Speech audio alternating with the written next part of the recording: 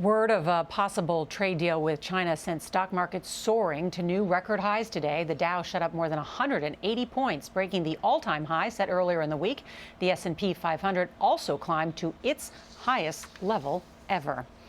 Now turning to a fraud scheme that authorities say threatens national security. It's quite a story. Today, 7 people at a New York tech company were charged with importing Chinese surveillance equipment and then selling it as made in the USA.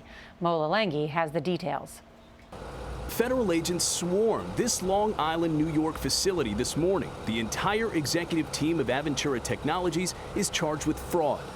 According to the criminal complaint, since 2006, Aventura operated a scheme where nearly 1,000 shipments of network security software and hardware from China were relabeled as American and then resold to the federal government, including surveillance systems bought by the Army, Air Force, Department of Energy, and other U.S. agencies. The company allegedly made nearly $90 million in the fraud scheme. U.S. Attorney Richard Donahue called the scheme a national security threat.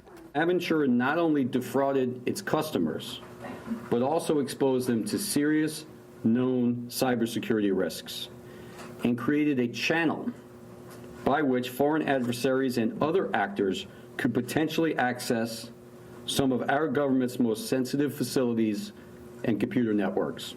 Hours after the raid, some of the 7 charged employees could be seen leaving the courthouse. They all face charges of wire and mail fraud. The arrests come at a time when the U.S. government is concerned about electronics from China.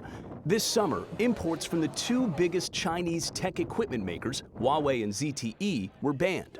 In reality, the only thing made in the United States were the lies Aventura sold to its victims. Aventura Technologies owner Jack Cabasso and his wife Frances face an additional fraud charge. Prosecutors say the couple misrepresented the company as a female-owned business in order to gain more favorable government contracts, Nora. All right, Mola, thank you.